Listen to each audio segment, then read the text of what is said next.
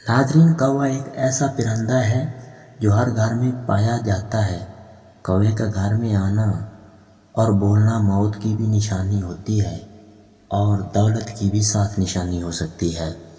कौवा एक ऐसा परिंदा है जो अगर दोस्ती रखना चाहे तो दोस्ती रखता है, और अगर दुश्मनी इससे रखना चाहे कोई तो फिर ये ज़िंदगी भर के लिए दुश्मनी भी रखता है। कौवे की नज़र में अगर कोई शख्स आ जाए जो उसके घोंसले को तंग करे, बच्चों को तंग करे, अंडों को तंग करे, तो फिर ज़िंदगी भर के लिए वो इसको नज़र में रखता है।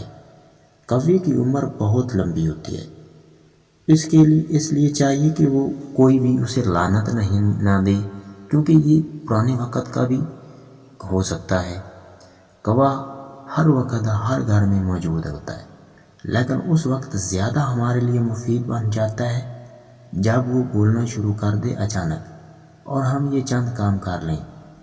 नाज़रीन, जब कौवा आपके घर में अचानक आ जाए और बोलना शुरू कर दे तो आप फ़ौरन जो चीज़ भी आपके हाथ में हो, मुयस्सर हो, तो आप उसको डाल दें। आपको किसी काम में तंगी नहीं आएगी। वो घर कभी आबाद ही नहीं हो सकता जिस घर में परिंदों को डालने के लिए कोई दाना वगैरह भी ना हो। कौवा वो वाहिद परिंदा है जो किसी के आने की खबर भी देता है। मतलब अगर ये ज़्यादा बोलना शुरू कर दे तो फौरन समझ जाओ कि कोई मेहमान हमारे घर में आने वाला है।